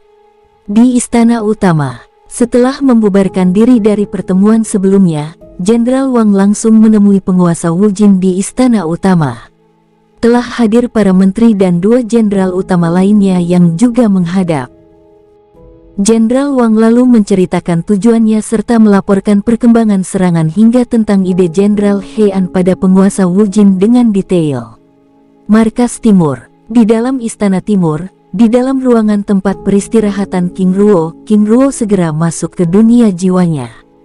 Ayah sungguh luar biasa, ucap Zilong memuji. Sebelumnya di dunia jiwa, Zilong dapat melihat dengan jelas bagaimana King Ruo berinteraksi dengan para jenderal yang merupakan para binatang iblis ranah dewa bumi yang sangat kuat. Hahaha, Zilong, ayah juga sangat bangga padamu, ucap King Ruo sambil mengusap kepala Zilong dengan lembut. Baiklah ayah, aku akan beristirahat, ucap Zilong lalu pergi. Di dalam istana emas jiwa King Ruo, Ling Er, aku ingin membersihkan diri, apakah kamu juga ingin ikut denganku? Ucap King Ruo menggoda King Ling. King Ling hanya tersenyum dengan wajah bersemu merah. Haha, baiklah, aku pergi dulu, ucapnya sambil tertawa pergi meninggalkan King Ling yang masih tersenyum sendiri. Dan Mimin geser ceritanya tetua alurmu, di benteng Taotai, tempat King Ruo memasang formasi. Benteng Taotai, begitulah prajurit koalisi tiga kerajaan menyebutnya. Di dalam benteng, Jenderal Jie terus-menerus mengawasi persiapan para prajurit menjaga mantra formasi. Jenderal Jie, apakah sudah ada berita dari Tuan King Ruo? Tanya salah satu komandan pasukan yang menemaninya. Komandan, saat ini aku juga menunggu kabar. Fokus utama kita adalah menjaga mantra formasi untuk menyambut serangan yang akan datang, ucap Jenderal Jie sambil mendesah. Dan Mimin geser ceritanya, tetua alurmu. Di istana utama dunia binatang iblis, atau alam binatang iblis, mata penguasa Wu Jin bersinar. Tidak hanya itu, semua menteri dan para jenderal juga merasa senang. Akhirnya mereka menemukan solusi yang efektif dari permasalahan yang mereka hadapi. Penguasa Wu Jin adalah kaisar termuda dunia hewan. Sebelum menjadi penguasa menggantikan ayahnya, Wu Jin muda adalah seorang jenderal perang yang ganas, yang telah memenangi ribuan pertempuran besar maupun pertempuran kecil. Wu Jin muda selalu berambisi menaklukkan apa saja dengan perang, sehingga ide-ide diplomasi tidak pernah terpikirkan. Selain itu, sebagai golongan dari kera raksasa gunung, bertempur adalah hal yang sudah mendarah daging. Jenderal Wang, segera hubungi Jenderal Heian dan para jenderal lainnya. Dalam waktu 1 hari lagi kita akan mengadakan pertemuan, ucap penguasa Wu Jin lalu pergi. Di dunia jiwa King Ruo. Setelah selesai membersihkan diri, King Ruo lalu pergi ke aula kultivasi untuk menyerap inti api pertamanya. Swos. Inti api berwarna biru tersebut mengambang dengan aura yang menindas. King Ruo mulai mengedarkan teknik kultivasi jiwa dewa lalu menyerap inti api secara perlahan. Kekuatan inti api yang diserap mulai melawan. Bus, ledakan api biru menyerang kekuatan jiwanya. Ini sangat kuat, ucap King Ruo sambil menggertakkan giginya. Rasa sakit mulai menyeruak seperti ingin meledakkan tubuhnya.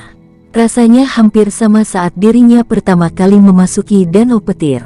Ah, teriaknya terus menyerap kekuatan inti api sambil mengolahnya.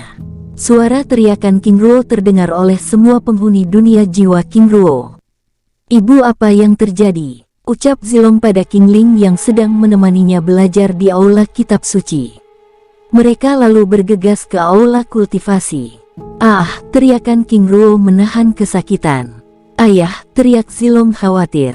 Jangan mendekat, ucap King Ruo saat Zilong ingin mendekatinya. Lautan api biru yang dapat membuat apa saja menjadi abu seketika bergerak seperti badai terus-menerus menutup King Ruo. Ruo GG, ucap King Ling ketakutan. Swos, swos. Zin, Zan, Heian dan Hein datang. Mereka semua terkejut. Tuan muda, segera menjauh, ucap Heian sambil membawa Zilong dan melindungi King Ling dan yang lainnya. Tidak beberapa lama saat mereka pergi, boom, ledakan keras terjadi hingga mengguncang dunia jiwa King Ruo. Tempat tersebut dipenuhi debu yang berterbangan sehingga membatasi pandangan. Setelah debu menghilang, tampak kini kawah raksasa dengan kedalaman 100 meter, aula kultivasi sudah lenyap sama sekali. Ruo GG, teriak King Ling ketakutan. Ayah, teriak Zilong. King Ling menangis sambil memeluk Zilong yang meronta-ronta ingin mendekati sumber ledakan tersebut. Heian dan yang lainnya segera mendatangi sumber ledakan dan memeriksanya. Tuan, di manakah Anda?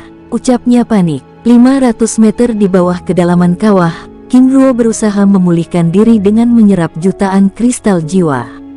Setelah cukup lama, bos, aura keemasan memancar dari tubuhnya hingga melesat keluar dari kawah tersebut. Tuan muda, ucap Heian sambil mendekati sumber cahaya. King Ling yang terlihat lemah kini bangkit berdiri lalu mendekati sumber cahaya. Matanya sembab. Ibu, apakah ayah? Ucapan Zilong terputus. Swos. King Ruo muncul. Ayah. Sayang, ucap Zilong dan King Ling menghamburkan diri memeluk King Ruo. King Ruo memeluk mereka dengan hangat. Maaf telah membuat kalian khawatir, ucapnya lembut. Tuan, selamat, ucap Heian dan yang lainnya. Tubuh King Ruo kini memancarkan aura yang sangat kuat. Dengan inti api Phoenix, kini dirinya menerobos ke ranah spiritual tingkat menengah. Heian, terima kasih telah melindungi keluargaku, ucap King Ruo tulus. Mulut Heian membatu keluh. Kini dirinya yakin bahwa memilih King Ruo sebagai tuannya bukanlah hal yang buruk. Baiklah, kalian boleh pergi, ucap King Ruo pada keempat makhluk tersebut. Zilong, Ling'er, ayo kita pergi, ucapnya lalu membawa mereka ke Istana Emas. Dan kita geser ceritanya, di perbatasan wilayah utara. Perang besar antar Kekaisaran Manchu dan Narang akhirnya pecah. Kekaisaran Manchu mendapat dukungan dari 3 kekaisaran lainnya, yaitu Kekaisaran Tang, Ming dan Kekaisaran Qin. Sedangkan Kekaisaran Narang dibantu oleh Kekaisaran Aram dan Arkadia. Di aula istana Kekaisaran Tang, Jenderal Jie yang baru saja datang ke istana langsung mendapat cercaan pertanyaan dari Kaisar. Jenderal Jie, sudah lama tak melihatmu, bagaimana perkembangan pertahanan benteng Taotai? Tanya Kaisar Tang Qinba. Yang mulia, saat ini benteng dalam keadaan aman, dan bahkan telah memiliki mantra formasi pertahanan tingkat tinggi. Jenderal Jie mulai memberikan laporannya dengan rinci. Mata Kaisar Tang Qinba berkilat. Jenderal Jie, apakah sudah ada kabar darinya? Tanya Kaisar. Yang mulia, saat ini kami juga sedang menunggu, ucapnya. Jenderal Jie, aku ingin mengundang orang itu, ucap Kaisar senang. Baik yang mulia, ucap Jenderal Jie. Di dunia hewan atau alam binatang iblis, penguasa Wujin dan para petinggi istana dan para jenderal telah hadir. Wajah mereka tampak cerah. Sambil menunggu yang lain datang, mereka saling bertukar sapa dan cerita. Di dalam dunia jiwa King Ruo dan King Ling sedang bercengkrama hangat di taman Villa Bambu. King Ruo juga menceritakan kejadian sebelumnya dengan detail. Zilong yang menjadi pendengar setia cerita ayahnya terus terkagum-kagum. Ayah, berarti inti api tersebut telah menjadi bagian dari kekuatan ayah? Tanya Zilong. Benar Zilong, nanti ayah juga akan mencari inti kekuatan yang cocok dengan tubuhmu, ucap King Ruo sambil mengusap kepalanya. Ling'er, aku akan pergi, ucap King Ruo segera menegak minumannya saat merasakan ada aura yang mendekat. Tok, tok, tok. Jenderal Heian, Anda diminta untuk datang ke istana utama sekarang juga, ucap salah satu komandan jaga. Baik, terima kasih, ucap King Ruo lalu segera pergi. King Ruo dan Jenderal Wang datang ke istana bersamaan. Kehadiran mereka menjadi pusat perhatian. Lihat, itu Komandan Heian dan Jenderal Wang, bisik para jenderal lainnya. Yang mulia penguasa Wujin, hamba Heian datang menghadap, ucap King Ruo dengan hormat. Haha, Jenderal Heian, bangunlah, ucap penguasa Wujin senang. Apa Komandan Heian telah menjadi jenderal? Sejak kapan? Ucap para komandan yang lain terkejut. Berita Heian sebagai Jenderal Timur belum tersebar secara luas, karena baru diangkat beberapa hari yang lalu. Baiklah, karena semua orang telah hadir, maka pertemuan ini dapat kita mulai. Kaisar lalu mulai berbicara dan membahas semua rencana dan strategi ke depan bagaimana menguasai gunung leluhur, serta membahas ide yang telah disampaikan oleh Heian sebelumnya. Semua orang merasa senang dan setuju terutama dengan ide yang ingin menguasai gunung leluhur, tanpa mengorbankan pasukan dalam jumlah banyak. Jenderal Wang, bagaimana pendapatmu? Tanya Wujin. Yang mulia, aku rasa tugas ini lebih tepat diberikan pada Jenderal Heian, karena dialah yang lebih memahami situasi gunung leluhur, ucap Jenderal Wang. 3 jenderal barat, Jenderal Myong dan sebagian jenderal menyetujui pendapat Jenderal Wang. Haha, baiklah, keputusan telah diambil. Jenderal Heian, dengan ini aku memberikan tugas ini padamu. Baik yang mulia, ucap King Ruo sambil berlutut. Hahaha, pertemuan ini telah berakhir, dan dilanjutkan dengan acara perjamuan, ucap Kaisar. Tidak beberapa lama, muncul para pelayan membawakan berbagai hidangan dan minuman. Semua orang di dalam ruangan itu tampak bahagia. Menjelang malam perjamuan itu berakhir, lalu semua orang membubarkan diri. King Ruo kembali ke Istana Timur untuk beristirahat. Di dalam dunia jiwa, King Ruo segera membersihkan diri dan tidur dengan lelap.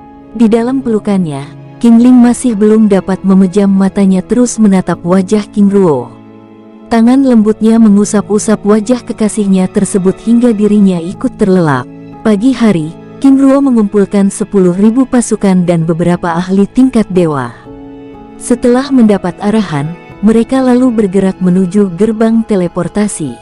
5 ranah tingkat dewa yang merupakan komandan pasukan lalu memperbaiki gerbang teleportasi. Mereka menguatkan gerbang tersebut dan memperbanyak kapasitas pengangkutan. Setelah selesai memperbaiki gerbang teleportasi, swos, satu persatu pasukan yang dibawa memasuki gerbang tersebut. Di dalam dunia jiwa, "Ibu, lihat, sangat indah," ucap Zilong kegirangan saat melihat ribuan cahaya bergerak, berputar dan saling bertabrakan. King Ling hanya mengangguk sambil terus memperhatikan tingkah Zilong. Swos. Satu persatu pasukan yang dibawa King Ruo tiba di bawah kaki gunung leluhur. Mereka lalu bergerak ke arah puncak. King Ruo menempatkan 2.000 pasukan untuk membuat benteng pertahanan. 2.000 membuat benteng di bawah kaki gunung, 5.000 pekerja, dan membentuk 5 regu dengan 200 prajurit untuk ditempatkan pada setiap jarak 10 km sebagai penjaga wilayah yang terus bergerak. Dengan waktu 3 minggu, dan didukung oleh sumber daya yang berlimpah, benteng di puncak gunung dan di kaki gunung telah diselesaikan. Selain itu, 5.000 pekerja juga telah mulai bekerja. Mereka secara perlahan mulai menggali dan membuat terowongan. Di puncak gunung, dalam sebuah benteng pertahanan, berdiri sebuah bangunan utama yang berbentuk istana kecil. King Ruo duduk ditemani oleh beberapa komandan pasukan yang sedang melaporkan hasil pekerjaan mereka. King Ruo selalu memerintahkan para komandan untuk merolling tugas para pekerja dan penjaga keamanan. Selain itu, beberapa ranah tingkat dewa terlihat terbang memantau dari udara. "Bagus," ucap King Ruo memuji kerja para komandannya. "Ingat, tidak boleh bergerak dalam jarak 100 km dan tidak diperbolehkan menyerang benteng pertahanan ras manusia," ucapnya memberi perintah. "Baik Jenderal," ucap para komandan lalu segera pergi melanjutkan pekerjaannya. Pindah cerita, di benteng Taotai. "Jenderal Jie, apakah Tuan Ruo sudah berhasil mengalahkan para pasukan itu?" tanya seorang komandan pada Jenderal Jie yang sedang duduk dengan matanya yang terus mengawasi benteng dengan tajam.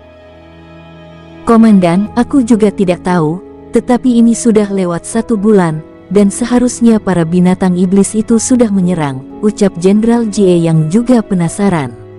Swos. King Ruo muncul di hadapan Jenderal Jie. "Tuan Muda Ruo," ucap Jenderal Jie senang. "Haha, Tuan Ruo terlihat luar biasa," ucap Jenderal Jie saat merasakan aura yang kuat dan menindas dari tubuhnya. "Jenderal Jie, senang berjumpa dengan Anda sekali lagi," ucap King Ruo ramah. "Baiklah, aku akan melaporkan hasil penyelidikanku. Jenderal Jie, mulai saat ini manusia dilarang untuk memasuki wilayah gunung leluhur. Dalam jarak 100 km dari gunung, kini telah dikuasai oleh pasukan binatang iblis. Selain itu, pasukan binatang buas juga tidak akan menyerang wilayah manusia," ucap King Ruo menjelaskan. Mata Jenderal Jie bersinar cerah. Ini luar biasa. "Tuan Ruo, bagaimana Anda bisa meyakini bahwa pasukan hewan buas tidak menyerang?" tanya Jenderal Jie penasaran. King Ruo lalu merubah tampilannya dan menunjukkan lencana jenderal. "Ini, siapa Anda sebenarnya?" tanya Jenderal Jie bingung. King Ruo lalu menjelaskan semuanya pada Jenderal Jie secara rinci. Jenderal Jie mengangguk-angguk mengerti. "Baiklah, Jenderal Jie segera umumkan pada semua prajurit mereka boleh beristirahat dan kembali. Hanya saja tempatkan beberapa pasukan untuk menempati benteng ini," ucap King Ruo lalu menghilang. Jenderal Jie hanya bisa melongo, dirinya bahkan belum sempat menyampaikan undangan kaisar. Puncak gunung leluhur, King Ruo tiba disambut oleh 2 komandan yang mengawasi para pekerja. "Jenderal, kita telah menemukan sumber daya yang dicari," ucap komandan tersebut sambil menunjukkan 3 jenis kristal yang berbeda. "Ini sangat luar biasa," ucap King Ruo senang. "Tampak kristal langit, kristal embun dan kristal cahaya." "Jenderal lihat," ucap salah satu komandan menunjukkan sebuah kristal berwarna biru. Ini adalah sumber daya utama, ucap King Ruo. Ini sungguh kekayaan yang sangat besar, kristal langit sebagai penyerap unsur langit yang dapat meningkatkan kultivasi. Kristal embun sebagai obat atau penyembuh, kristal cahaya berfungsi sebagai penambah kekuatan secara instan, dan yang paling penting adalah kristal berwarna biru juga disebut sebagai kristal semesta, berfungsi sebagai bahan pembuatan senjata penyerangan dan pertahanan tingkat tinggi, bahkan armor jangkrik emas pada tubuhnya mengandung unsur kristal biru. Baiklah, bawakan masing-masing satu peti untuk dijadikan laporan pada penguasa Wujin, ucap King Ruo memberi perintah. Baik Jenderal, ucap kedua komandan tersebut lalu pergi. Dalam sekejap, mereka kembali dengan membawa 4 peti berisi kristal yang berbeda. Terus awasi pekerjaan, jangan biarkan mereka bekerja sampai lelah, terus lakukan pergantian kerja dengan seksama. Aku akan menghadap penguasa, ucap King Ruo. Baik Jenderal, ucap kedua komandan tersebut lalu pergi. Di Istana Dunia Binatang Iblis, 3 jenderal barat yaitu Jenderal Jian, Ruong, Lue sudah datang untuk menghadap penguasa Wujin. Tidak lama berselang, King Ruo bersama Jenderal Wang juga tiba. Hormat pada penguasa Wujin, ucap para jenderal memberi hormat. Hormat kalian kuterima, ucap Wujin senang. Penguasa, saat ini keamanan wilayah sedang baik-baik saja. Hanya saja saat ini terjadi perang besar di wilayah utara. Mereka memperebutkan wilayah kabut biru, ucap Jenderal Lue melaporkan. Baik, terima kasih laporannya, Jenderal Wang. Jenderal Heian, silahkan, ucap Wujin memberikan Jenderal Wang dan King Ruo untuk memberikan laporan. Yang mulia, hamba hanya mengantar Jenderal Heian, ucap Jenderal Wang. King Ruo lalu mengeluarkan 3 peti besar dan membuka tutupnya. Ini, haha. Wujin tertawa. Semua orang di dalam ruangan tersebut juga merasa senang. Haha, Jenderal Heian bagaimana Anda melakukannya? Tanya Wujin penasaran. King Ruo yang sebagai Heian lalu melaporkan pekerjaannya dengan rinci. Sekali lagi semua orang dikejutkan. King Ruo lalu mengeluarkan 1 peti lainnya. Semua mata takjub memandang isinya. Haha, kristal semesta, akhirnya kita memilikinya, Jenderal Heian terima kasih, ucap Wujin. Penguasa Wujin dan para jenderal aku memiliki sebuah rahasia, ucap King Ruo. Apa itu? Tanya Wujin penasaran. Mohon pengampunan penguasa dan para jenderal untuk menjamin nyawaku, ucap King Ruo. Mata semua orang tersebut terkejut dengan pernyataan tersebut. Baiklah aku berjanji, ucap Wujin. King Ruo lalu mengubah tampilannya. Semua orang di dalam terkejut. Siapa kamu sebenarnya? Tanya Wujin penuh selidik. Penguasa Wujin dan para jenderal, aku King Ruo, ucapnya sambil menangkupkan tangannya dengan hormat.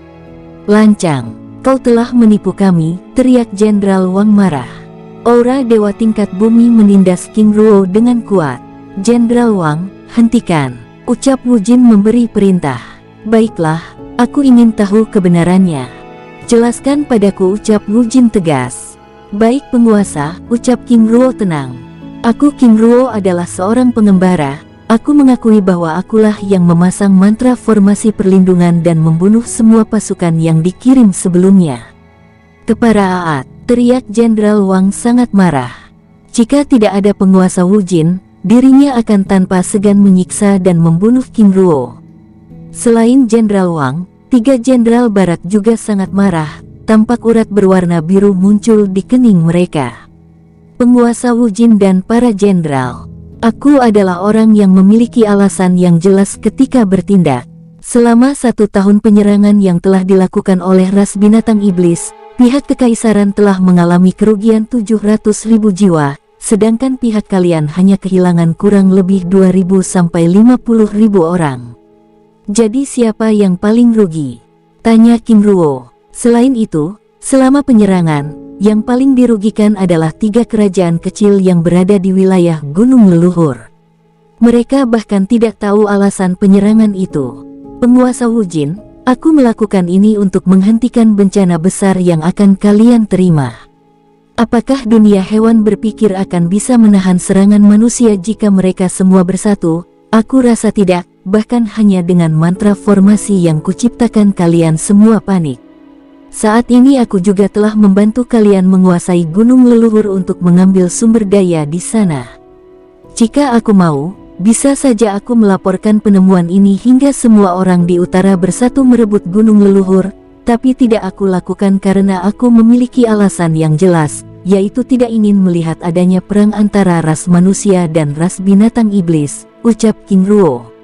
Swos, swos, Heian dan Hein muncul. Tuan, ucap Heian ketakutan. Heian, Hein, kalian berdua menjadi saksiku bagaimana aku melakukannya. Selama di dunia jiwaku, bagaimana aku memperlakukan kalian berdua. Heian, ini adalah lencana Jenderal Timur aku berikan padamu. Lakukan seperti yang telah kulakukan, perlakukan semua dengan adil dan penuh pertimbangan, ucap King Ruo mengakhiri pembicaraannya dengan tenang. Semua orang di dalam ruangan itu terdiam. Wu Jin menatap tajam Heian dan Hein. Kalian adalah orang-orangku, berikan laporan kalian dengan jujur, ucap Wu Jin. Heian dan Hein memberi semua laporan dengan detail dan rinci, mulai dari proses penyerangan hingga dirinya tiba di istana kekaisaran saat ini.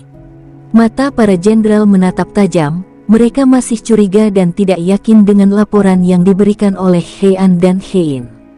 Penguasa, aku menjamin semua laporan ini dengan nyawaku, ucap Heian mengakhiri laporannya.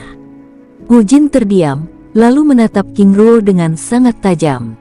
Aku belum pernah menemukan orang seperti Anda yang begitu tenang di hadapanku, apakah kau tidak takut aku akan membunuhmu?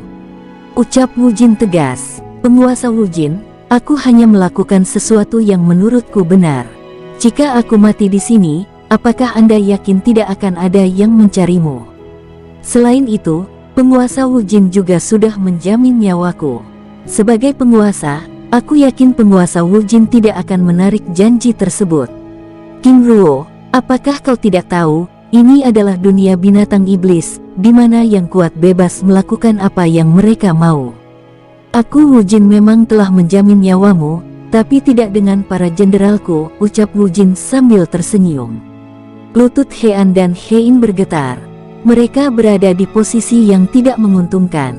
Di satu pihak mereka telah memilih King Ruo sebagai tuannya dan di pihak lain, mereka juga bagian dari dunia binatang iblis.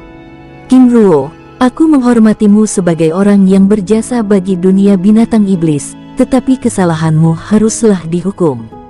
Aku Wang akan menghukummu, ucap Jenderal Wang mendekati King Ruo. Tidak hanya itu, 3 jenderal barat juga melakukan hal yang sama. King Ruo, aku tidak pernah berjanji akan menjamin nyawamu sebelumnya, sehingga aku juga akan memberimu hukuman. Ucap Jenderal Jian. Para jenderal, apakah kalian tidak memahami maksud dan tujuan Tuan King Ruo atau menghargai jasa-jasanya? Ucap Heian memberanikan diri. Jelas dirinya khawatir, bagaimana mungkin ranah spiritual mampu melawan 4 ranah Dewa Bumi. Hentikan omong kosongmu, pergilah kau. Ucap Jenderal Wang sambil menampar Heian dan membuatnya terbang. Paak, wush, buom. King Ruo terlihat sangat tenang. Jenderal Wang, apakah memang tidak ada pengampunan darimu? Aku tahu aku bersalah, maka aku pantas menerima hukuman, tetapi aku juga berjasa. Tidak adakah sedikit penghargaan dari kalian untukku? Jika demikian keinginan kalian, mari kita lakukan, ucap King Ruo dengan nada yang sangat dingin. Kali ini aku akan menggunakan teknik andalanku, gumamnya dalam hati. Pandangannya nanar menatap Wu Jin yang menatapnya tajam. Slas, kekuatan petir keluar dari tubuh King Ruo. Swos, pedang langit biru muncul, bergetar dan berdengung dengan keras siap memotong apa saja. Saat Jenderal Wang dan keempat jenderal lain akan menyerang, hentikan! Teriak penguasa Wu Jin dengan panik. Keempat jenderal tersebut terkejut. Swos! Penguasa Wu Jin turun dari tahtanya lalu berlutut di hadapan King Ruo dengan tubuh gemetar. Semuanya berlutut, teriak Wu Jin dengan marah pada keempat jenderal yang masih berdiri. Mereka semua bingung dengan sikap penguasa Wu Jin yang demikian. Apakah ini hanya lelucon? bagaimana mungkin seorang Wu Jin berlutut di hadapan pemuda yang tidak diketahui identitasnya? Cepat bersujud kalian semua bangsaat, teriaknya. Keempat jenderal bahkan Heian dan Hein juga ikut bersujud. "Oh penguasa muda, mohon pengampunanmu," ucap Wu Jin dengan mulut bergetar ketakutan. King Ruo menatap tajam. "Apa yang Anda lakukan? Jangan mengejekku," ucap King Ruo dingin. "Oh pedang langit biru itu," ucapnya terbata-bata. Ketika King Ruo mendengar Wu Jin mengenali pedang langit biru, akhirnya dirinya paham. Pak, King Ruo menampar Wu Jin dengan keras. Mata keempat jenderal terbelalak. Siapa pemuda ini yang begitu berani menampar penguasa Wu Jin yang merupakan ranah dewa tingkat langit, bahkan satu jentikannya dapat mengubah pemuda tersebut menjadi kabut darah. "Dari keluarga mana asalmu?" tanya King Ruo tegas. "Klan Cie itu tuanmu muda," ucap Wu Jin terbata-bata. "Penguasa muda, aku, Cie Wu Jin," ucapnya. King Ruo akhirnya tahu mengapa Wu Jin begitu ketakutan. Keluarga Cie merupakan salah satu dari 7 klan abdi yang sangat setia kepada klan Luo. Sebelumnya, King Ruo telah menemukan klan Qiong dan klan Tian, kini dirinya menemukan klan Cie. "Aku tidak pernah menyangka jika tindakan keturunan Cie Gong sangat buruk," ucapnya dingin. Lutut keempat jenderal akhirnya gemetar saat King Ruo menyebut nama Cie Gong dengan marah. King Ruo menatap keempat jenderal dengan tatapan tajam. "Cie Wu Jin, apakah memang demikian caramu mendidik para jenderalmu?" tanya King Ruo keras. "Oh penguasa muda, tidaklah demikian. Ini semua salahku yang membiarkan mereka hampir mencelakaimu. Lalu apakah tindakan seorang penguasa memang seperti demikian, atau aku harus memberikan posisimu pada orang lain?" Wu Jin hanya terdiam, mulutnya keluh. Dirinya merasa bersalah bahwa tindakannya memang bukan seorang penguasa. "Panggil Cie Gong, Cie Mo Ya dan Cie Long sekarang juga," ucapnya keras. Kali ini, wajah Wu Jin benar-benar pucat pasi. Bahkan keempat jenderal kini telah basah oleh keringat dingin. "Baik penguasa muda," ucapnya lalu pergi. Keempat jenderal masih berlutut, mereka bahkan tidak berani mengangkat wajahnya, terutama Jenderal Wang dan Jenderal Jian. Groar, raungan keras tiba-tiba terdengar menggetarkan seluruh dunia binatang iblis. Dari arah puncak Gunung Persik, terlihat 3 cahaya melesat ke arah istana. Semua penduduk dunia hewan bergetar. Itu leluhur Cie Gong keluar dari pertapaannya, ucap semua orang. Swos, 3 leluhur dunia hewan tiba. Aura 3 ranah dewa langit puncak menindas seisi istana. Cie Gong, Cie Mo Ya dan Cie Long terlihat sangat marah. Tampak Wu Jin yang datang terakhir kali dengan pakaian kotor dan robek. Ketiga leluhur itu memandang King Ruo dengan penuh selidik. "Oh penguasa muda, mereka sudah datang," ucap Wu Jin terbata-bata. "Bos." Kekuatan darah dewa Luo menyeruak dari tubuh King Ruo menindas ketiga leluhur tersebut. Cie Gong dan yang lainnya bergetar. Mereka langsung berlutut. "Hormat pada penguasa muda, damai dalam kemenangan dan diberkati para dewa," ucap ketiga leluhur tersebut. "Berdirilah," ucap King Ruo. "Tuan," ucap Cie Long lalu memeluk King Ruo dengan hangat. Air mata mengalir dari pipinya yang menua, rasa sedih dan bahagia menyatu dalam perasaannya. Wajah gusar ketiga leluhur karena dibangunkan secara paksa oleh Wu Jin kini berubah cerah. "Tuan, mari ikut kami," ucap Cie Gong dengan hormat membawa King Ruo ke istana puncak Gunung Persik. Swos, tubuh mereka menghilang. Wu Jin mendesah panjang memikirkan tindakan bodohnya. Jika saja dirinya bersikap bijak, mungkin tidak akan ada hal yang menyedihkan terjadi padanya. Wajahnya masih terasa kesemutan karena dihajar oleh leluhur Cie Mo Ya. Walaupun demikian, dirinya tidak marah, karena itu murni kesalahannya. Bahkan dari dalam lubuk hatinya mengucapkan terima kasih kepada King Ruo karena telah mengajarkan hal baru padanya, mulai dari cara berpikir dan bersikap. "Yang mulia penguasa," ucap Jenderal Wang memecah keheningan ruangan tersebut. Baiklah. Jenderal Wang, Jian, Ruong dan Lue, aku ingin Heian tetap menjadi jenderal untuk mengawasi Gunung Leluhur. Hein, dengan ini kamu juga kuangkat menjadi Jenderal Timur untuk membantu saudaramu. Baik Yang Mulia, ucap Hein sambil menerima lencana Jenderal. Jenderal Heian dan Jenderal Hein, kalian bisa langsung kembali ke Gunung Leluhur. Ingat, lakukan tugas kalian seperti yang diminta oleh penguasa muda Qingruo. Ucapnya mengingatkan. Baik Yang Mulia, kami undur diri, ucapnya lalu pergi. Jenderal Wang dan para jenderal lainnya kalian tetap di istana. Aku akan menemui para leluhur, ucapnya lalu pergi. Di istana puncak Gunung Persik, Swos, Wu Jin muncul dengan wajah tegang. Nyalinya ciut saat melihat tatapan ketiga leluhur tersebut. Wu Jin melangkahkan kakinya dengan perlahan. Duduklah, ucap Qingruo menawarkan. Penguasa muda terima kasih, ucapnya dengan hormat. Penguasa muda, terima kasih telah datang menemui kami. Selama ribuan tahun, kami terus mencari keberadaan penguasa agung, tapi kami tidak pernah dapat menemukannya, ucap Cie Gong. Para leluhur, ayahku selalu memiliki alasannya sendiri. Aku juga percaya dengan keberuntungan dan kemalangan merupakan takdir yang akan selalu menghadirkan hal-hal baru. Apakah itu menjadi lebih baik atau bahkan menjadi lebih buruk tidak ada yang tahu. Aku juga berterima kasih pada Wu Jin, karena dengan kesalahannya, kita dipertemukan. Qingruo terus berbicara, dan menjawab semua pertanyaan para leluhur hingga larut malam. Baiklah, masih ada hari esok, penguasa muda silahkan beristirahat terlebih dahulu. Wu Jin ayo, layani penguasa muda, ucap Cie Gong. Jenderal Wang dan ketiga jenderal lainnya masih menunggu. Mereka terus berusaha mencari solusi apa yang harus mereka lakukan. Dalam kesibukan pikiran mereka masing-masing, Jenderal Myong datang.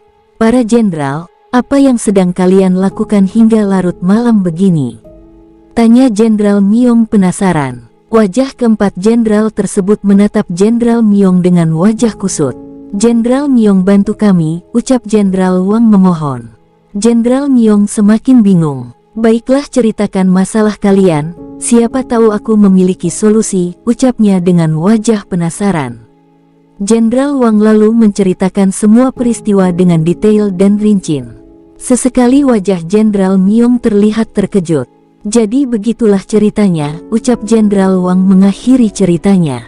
Jenderal Myong kini hanya bisa menggelengkan kepalanya. Para jenderal, sungguh masalah kalian sangat pelik, ucapnya. Tiba-tiba Wu Jin tiba. Yang Mulia, ucap para jenderal menyambut kedatangannya. Tampak wajah kusut mereka sedikit berubah. Jenderal Myong, ada apa? Tanya Wu Jin mengacuhkan keempat jenderal lainnya. Yang Mulia, aku baru saja menerima laporan bahwa ada fenomena langka di wilayah utara, yaitu wilayah kabut biru yang sedang diperebutkan oleh Kekaisaran Manchu dan Kekaisaran Narang. Jenderal Myong lalu melaporkan semuanya dengan rinci. Baiklah, kalian semua bisa pergi beristirahat. Besok kita akan adakan pertemuan besar. Jenderal Wang, undang semua jenderal dan komandan, ucap Wu Jin lalu pergi. Di dunia jiwa Qingruo, di dalam istana emas, Qingruo dan Qingling sedang bercengkrama. Mereka saling menatap dengan penuh kasih dan kehangatan. Ling Er, apakah kau merasa bosan jika terus berada di dunia jiwaku? Tanya Qingruo. Ruo Gege, aku merasa senang dan aman, apalagi kehadiran Zilong, aku juga perlu mendampinginya. Selain itu, aku juga dapat melihat semua yang terjadi di dunia luar dengan jelas, ucapnya. Pagi menjelang siang. Matahari mulai menaikkan diri di atas cakrawala. Sinarnya yang terang menerangi dan menghangatkan seluruh dunia binatang iblis. Di aula istana, Wu Jin, para menteri serta semua para jenderal dan komandan telah hadir. Semua orang di dalam ruangan itu penasaran, apalagi yang akan dibahas dalam pertemuan tersebut. Swos, 4 cahaya emas melesat dari puncak Gunung Persik menuju istana utama. Wu Jin dan Jenderal Wang serta Jenderal Barat berubah tegang saat keempat orang tersebut memasuki istana. Hormat pada penguasa muda, ucap Wu Jin sambil berlutut lalu diikuti semua orang. Qingruo dan ketiga leluhur terus berjalan menuju kursi utama kekaisaran. King Ruo lalu diarahkan oleh Cie Gong untuk duduk di tahta utama kekaisaran. Saat melihat King Ruo duduk di tahta tersebut, Jenderal Wang dan para jenderal barat semakin tegang. "Berdirilah, hormat kalian diterima oleh penguasa muda," ucap Cie Gong menjadi pembicara. "Wu Jin, kemarilah duduk di sisiku," ucap King Ruo memanggil Wu Jin untuk datang padanya. Dengan segera Wu Jin melangkahkan kaki lalu duduk di tahta kedua di samping King Ruo. "Baiklah, karena semua orang telah datang, maka pertemuan ini akan kita mulai. Aku Cie Gong ingin memperkenalkan penguasa utama dunia binatang iblis. Dia adalah putra penguasa agung Luo Feng," ucapnya dengan sangat hormat ketika menyebut nama Luo Feng. Wajah para jenderal dan komandan serta semua orang di dalam ruangan itu terkejut kagum. Mereka di dunia binatang iblis tentu tahu nama Luo Feng, nama yang melegenda sekaligus tabu untuk diucapkan. Saat mendengar Cie Gong menyebut nama Luo Feng, wajah Jenderal Wang dan 3 jenderal barat benar-benar muram, keringat dingin mengalir secara perlahan di tubuh mereka. Mereka membayangkan hukuman apa yang akan mereka terima. Suasana hening, semua orang terdiam. "Yang mulia penguasa muda, silahkan memperkenalkan diri," ucap Cie Gong memecah keheningan tersebut. King Ruo lalu berdiri. "Aku King Ruo, senang bisa melihat kalian semuanya. Semoga dunia binatang iblis tetap kuat dan semakin kuat," ucapnya. "Aku di sini hanya singgah sebentar. Tentu saja penguasa dunia binatang iblis ini adalah Wu Jin," ucapnya sambil tersenyum melihat Wu Jin yang duduk tidak tenang. "Penguasa muda, apakah Anda King Ruo yang berasal dari Sekte Gunung Emas?" tanya Jenderal Utara Ye Guanglu dengan penasaran. "Benar, aku memang berasal dari Sekte Gunung Emas," jawab King Ruo. Semua orang di dalam ruang gempar, mereka tentu pernah mendengar kisah tersebut, nama baru yang sedang melegenda, pantas saja dia sangat berani. Selain putra penguasa agung, dia juga berasal dari sekte utama yang kuat, ucap para jenderal dan komandan kagum. "Baiklah, sebelum aku pergi, ada beberapa hal yang ingin aku sampaikan. Pertama, tidak ada yang boleh menceritakan keberadaanku. Aku ingin kalian merahasiakannya dengan nyawa kalian. Kedua, tidak diperbolehkan mencampuri perang yang sedang terjadi antar ras manusia. Ketiga, jaga dan kelola gunung leluhur dengan baik. Tugas ini aku percayakan pada Jenderal Heian dan Hein. Kalian jangan pernah mengusik keberadaan manusia jika tidak terpaksa, karena walaupun kita kuat, tetapi kita kalah jumlah. 4. Jangan-jangan pernah mengganggu orang-orangku dengan lencana perak bergambar petir biru, ucapnya tegas sambil menunjukkan lencana klan King. "Baik penguasa muda," ucap semua orang dengan patuh. "Baiklah, Wu Jin, para leluhur dan semua orang, aku akan pergi. Aku minta kembangkan dunia binatang iblis menjadi semakin kuat, karena suatu saat aku akan memerlukan bantuan kalian. Wu Jin, Wang, Jin Ruong dan Lue, aku minta maaf karena sebelumnya telah membuat masalah dengan kalian." "Penguasa muda," ucap kelima orang tersebut dengan berlutut saat King Ruo meminta maaf pada mereka. "Berdirilah, aku tahu kalian bisa belajar dari pengalaman, jangan lakukan hal yang sama untuk kesalahan yang sama," ucapnya mengingatkan. "Penguasa muda, terima kasih," ucap mereka dengan hormat. Swos, swos, muncul 5 peti berukuran besar. "Terimalah sedikit pemberianku ini, kembangkan dunia binatang iblis menjadi lebih kuat. Suatu saat aku akan kembali," ucapnya lalu menghilang. Saat King Ruo pergi, Cie Gong sekali lagi mengingatkan semua orang.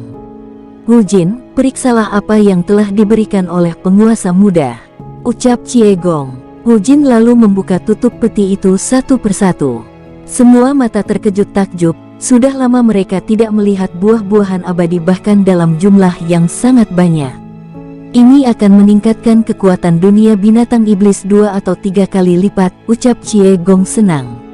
"Terima kasih penguasa muda," ucap semua orang dengan hormat walaupun King Ruo sudah pergi. "Baiklah, mengingat pesan penguasa muda supaya kita semakin kuat, Wu Jin, bagikan buah tersebut pada setiap komandan dan jenderal sesuai dengan kebutuhannya," ucap Cie Gong pergi diikuti oleh 2 leluhur lainnya. Slos. King Ruo muncul dari pintu teleportasi di gunung leluhur dan melanjutkan perjalanannya ke kota terdekat untuk melihat keadaan kota tersebut. King Ruo tiba di kota Huang. Pemandangan kota tersebut terlihat tenang dan damai, tampak para penduduk melakukan aktivitasnya dengan tenang. Setelah dari kota Huang, King Ruo menuju kota Xiang lalu terakhir ke kota Jiang. 3 kota tersebut merupakan kerajaan kecil yang paling dekat dengan gunung leluhur, sehingga King Ruo harus memastikan keadaannya sebelum melanjutkan perjalanannya. Di kota Jiang, Ruo GG, sepertinya kota ini terlihat sangat tenang, ucap King Ling. Aku juga merasakan hal yang sama, balas King Ruo sambil memasuki sebuah penginapan mewah. Tuan muda, Nyonya selamat datang di penginapan kami, ucap pelayan ramah. Aku ingin tempat yang nyaman dan terbaik, balas King Ruo. Mari ikuti saya tuan, ucap pelayan tersebut lalu membawa King Ruo ke lantai 4. Silakan tuan, ucap pelayan tersebut mempersilahkan King Ruo dan King Ling duduk. Pelayan, aku ingin makanan terbaik dan arak yang paling baik, ucap King Ruo menyerahkan 100.000 kristal jiwa. Baik tuan, balas pelayan tersebut lalu pergi. Tidak lama berselang, masuk 3 orang dengan pakaian mewah memasuki ruangan tersebut disusul 5 orang lainnya di belakang, dan mereka duduk di pojok ruangan makan tersebut. Tuan Jing, terima kasih sudah datang, ucap seorang pada yang lain berbasa-basi. Tuan, kita bisa mulai pembicaraan kita, ucap Tuan Jing. Tuan Jing, bagaimana persiapan tuan dalam peperangan ini? Aku sendiri sudah menyiapkan orang-orangku membantu kerajaan, ucap Jenderal Guang. Jenderal Guang, klan kami adalah yang terkecil, apalagi setelah kegagalan klan kami dalam ekspedisi beberapa bulan yang lalu, telah mengurangi kualitas kami. Walaupun demikian, kami tentu siap sedia membantu kerajaan, apalagi wilayah kita adalah yang terdekat dengan zona perang, ucap Tuan Jing mendesah. King Ruo secara diam-diam terus mendengar pembicaraan semua orang di dalam ruangan itu untuk mencari informasi, sambil menikmati makanannya. Teng, teng, teng, lonceng kota berbunyi, semua orang di dalam ruangan itu tiba-tiba menjadi sangat panik. Semua orang, segera pergi. Wilayah kita telah diserang, ucap manajer restoran tersebut. Harap tenang, ucap Guang yang merupakan seorang jenderal kerajaan Jiang. Seketika itu, semua orang di dalam ruangan itu bergerak keluar dari ruangan dengan tertib. Saat semua orang sedang keluar ruangan, King Ruo dan King Ling dengan tenang menikmati makanannya. Tuan muda, ayo segera pergi, ucap manajer menghampiri mereka berdua. Tenanglah, perang masih dalam jarak 200 km, dan bahkan belum mendekati benteng kota. Lagian kami juga belum selesai makan, ucap King Ruo sambil terus menikmati makanannya dengan tenang. Tuan muda, jika sudah selesai, bergegaslah pergi, kita sedang menghadapi pasukan Arkadia yang merupakan pasukan yang sangat kuat, kejam dan brutal, ucap Jenderal Guang menghampiri King Ruo. Benar tuan muda, ucap Jenderal Jing sambil menghampiri King Ruo. Saat dirinya melihat wajah King Ruo, lututnya bergetar. Tuan, apakah itu dirimu? Ucapnya dengan terbata-bata. King Ruo juga terkejut dengan orang yang ditemuinya.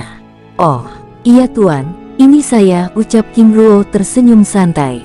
Tuan Jing Ho kan? Benar tuan, terima kasih mengingat nama saya, ucap Jing Ho seakan tidak percaya dengan pandangannya.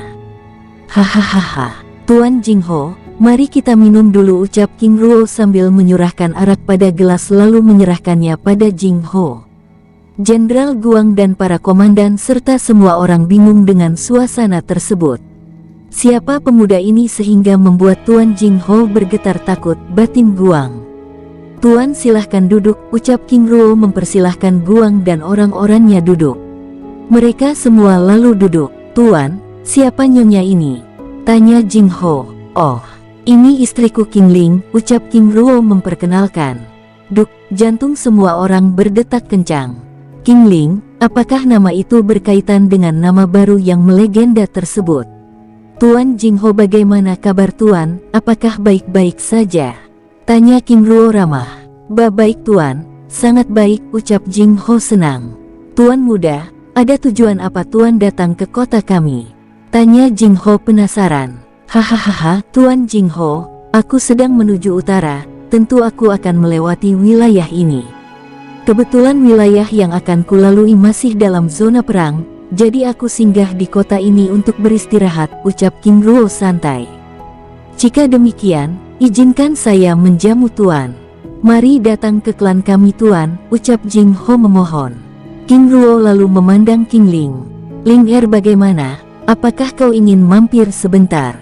King Ling hanya mengangguk. Hahaha, Tuan Jing, karena istriku setuju, maka aku akan beristirahat 2 atau 3 hari di rumahmu, ucap King Ruo sambil tertawa santai.